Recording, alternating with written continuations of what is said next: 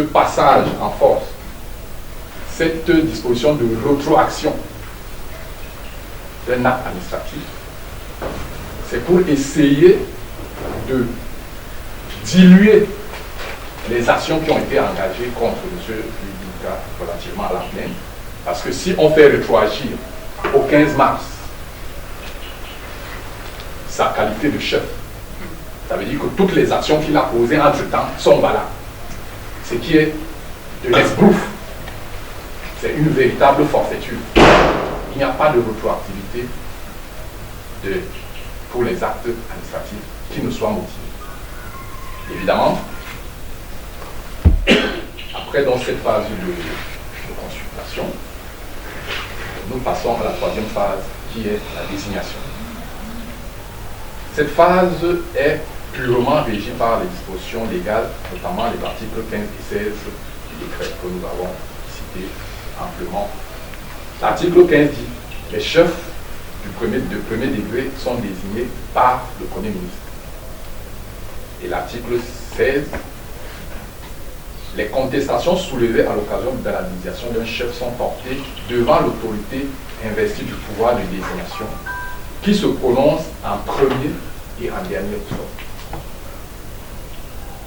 Toutefois, la décision prise peut être rapportée s'il est établi que l'autorité compétente a été induite en erreur. C'est ce que la loi dit. Évidemment, donc, nous avons porté une contestation sur la désignation par M. le Premier ministre de M. Kalou. Et cette contestation est fondée tant sur la violation des dispositions légales et coutumières et par d'autres vices. Alors, nous avons déjà amplement parlé des dispositions qui ont été violées, l'article 8, l'article 10, l'article 11, la coutume et tout le reste.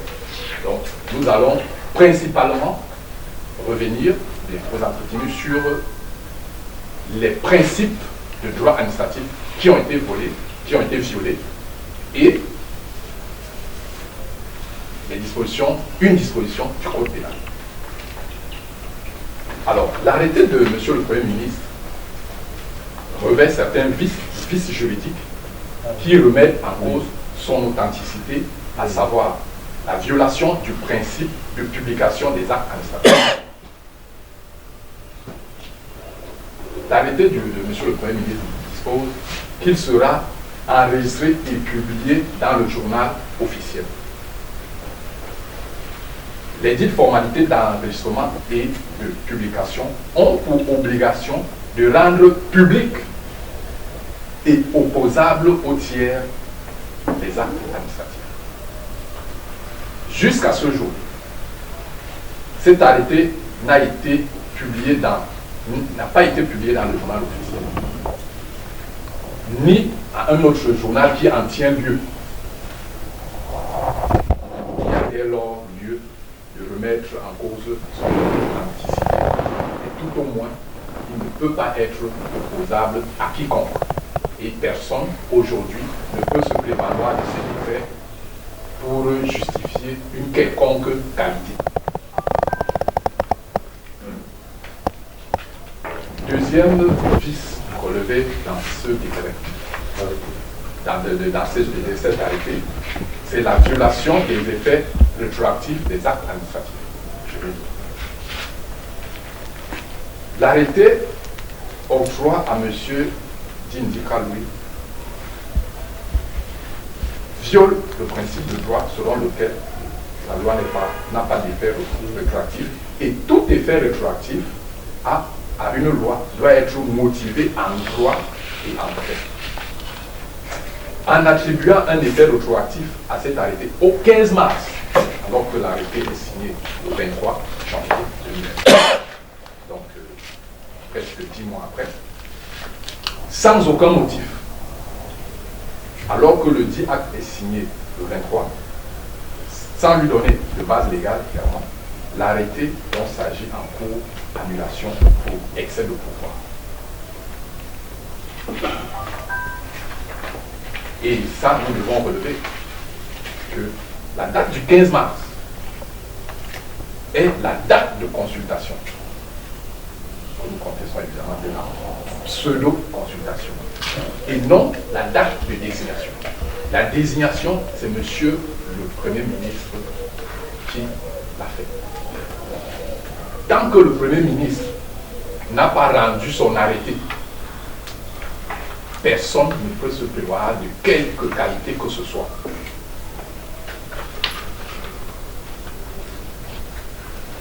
La même date du 15, donc elle ne peut pas être retenue comme date de désignation, en ce que la procédure pendante devant le tribunal administratif du littoral, dans la procédure pendante devant le tribunal administratif, le préfet du Vouri, qui représentait l'État, qui représente l'État dans cette procédure, a conclu à la non-homologation des événements du 15 mars 2022.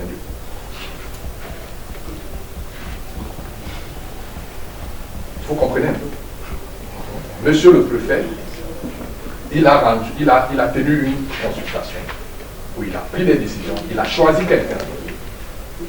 Maintenant, quand on l'attaque en justice, il dit tout ce qui a été fait le 15 mars 2020 n'est pas homologué.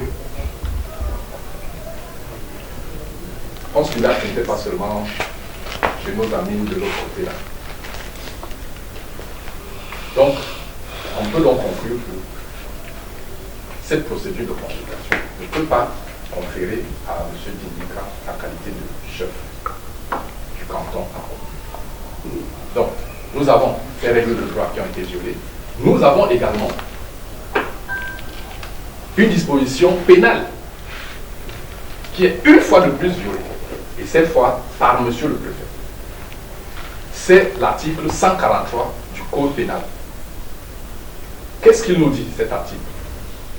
Est puni, parce que l'alinéa 1, est puni d'un emprisonnement de 1 à 5 ans tout fonctionnaire qui décide par faveur ou par inimitié contre l'une des parties.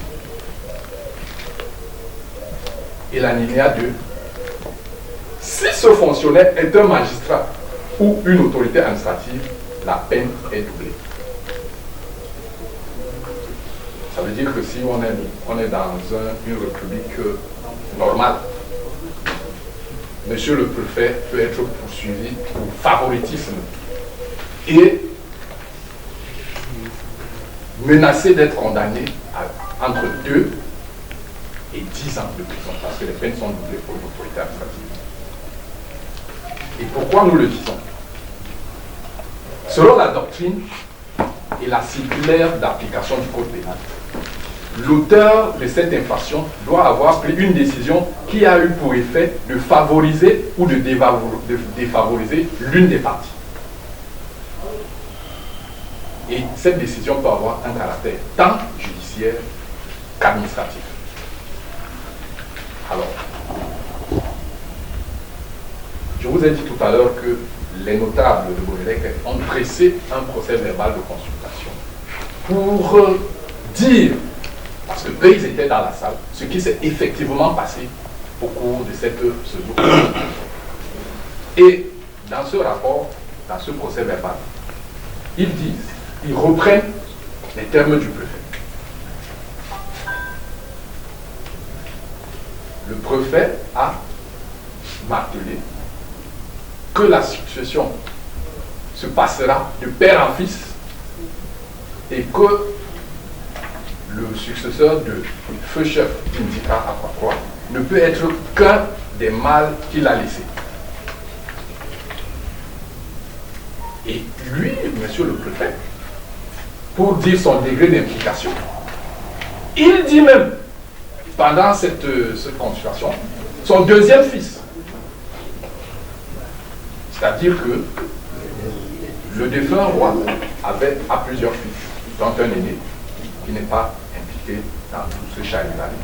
Monsieur le préfet, qui entre même dans la chambre de Dindika, va dire, c'est ton deuxième fils que moi j'attends ici. Et si ce n'est pas lui que vous m'amenez, il faut que vous m'apportiez une lettre de désistement de ce deuxième fils. Ça, il le dit au notable de Mouleleke. Et c'est ça justement qui a entraîné leur sortie. Parce qu'ils disent, si on ne peut plus nous demander à nous, notre avis, qu'est-ce que nous faisons ici? On nous a déjà dit, allez chercher monsieur tel et amenez-le moi ici. En procédant donc ainsi,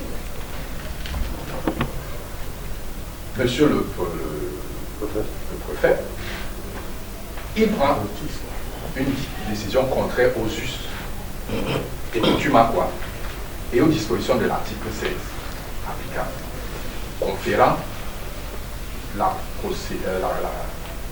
la compétence exclusive de la désignation au chef de canton, au Premier ministre. Monsieur le préfet a fait preuve de favoritisme tel que défini par l'article 143 du code pénal, parce qu'il a défavorisé les autres candidats éventuels, et en l'occurrence celui-même qui a été choisi par la famille régnante et adoubé par la notabilité de Mouleleke, M. Ngabé Bonnet, Jean-Pascal. Tous ces faits-là, monsieur le préfet en cours et poursuite pénale pour favoritisme. Et évidemment, cette décision porte atteinte à l'ordre public et nous ne pouvons pas continuer à supporter ces agissements. C'est pour ça que les procédures sont pour leur annulation. Et je vous ai parlé de l'arrêté du Premier ministre. Il y a encore quelque chose d'incompréhensible, ou tout au moins d'inexplicable par la loi. C'est qu'il y a le visa de la présidence sur cet arrêté. Il y a le cachet de la présidence qui est apposé sur l'arrêté de M. le Premier ministre. On ignore à quelle fin. Quand on sait que c'est au sein de l'administration territoriale et pour un chef de premier degré du premier ministère que tout se passe. La consultation est faite par le préfet qui envoie un rapport, un procès verbal à sa hiérarchie qui est le MINAC. Les services du MINAC regardent tout, si tout est conforme, et ils font un rapport motivé au Premier ministre pour que celui-ci donc rende l'arrêté de désignation. Nulle part ailleurs dans cette procédure n'intervient les services de la présidence. Mais l'arrêté qui n'a jamais été publié aujourd'hui porte le visa de la présidence, le cachet de la présidence. On ne sait pas ce que ça allait chercher. Donc, tous ces faits sont même constitutifs de faux en écriture, publique et authentique, et reprimés par les articles 74 et 140 du Code de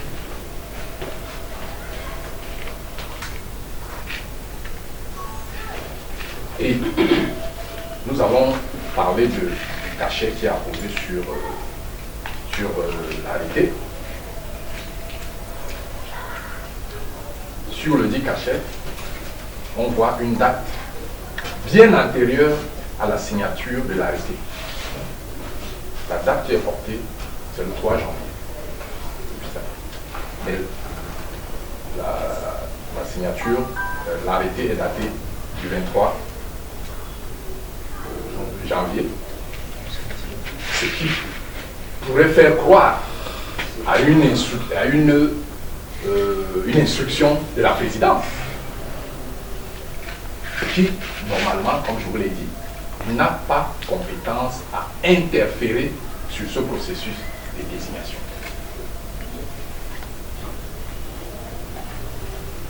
Nous dirons donc en conclusion de tous ces développements que monsieur le Premier ministre a été induit en erreur. Et Justement, c'est pour ça que nous avons exercé auprès de lui, en tant qu'autorité compétente, nous avons exercé un recours en annulation. Et nous avons demandé à M. le Premier ministre de rapporter son arrêt. Nous attendons évidemment la réaction des services du Premier ministre. Et pourquoi nous avons exercé ce recours? Parce que, premièrement, nous avons amplement développé cette désignation viole les us et coutumes dans le canton Gabois. Elle viole en outre les dispositions légales. Nous avons abondamment cité les différents textes qui ont été violés ici. Fait plus également grave et important, c'est qu'elle enlève tout pouvoir traditionnel à la famille Bounadjika, qui, elle, exerce le pouvoir traditionnel. Et ce grave précédent dans le canton Gabois est susceptible de créer de graves troubles à l'ordre public.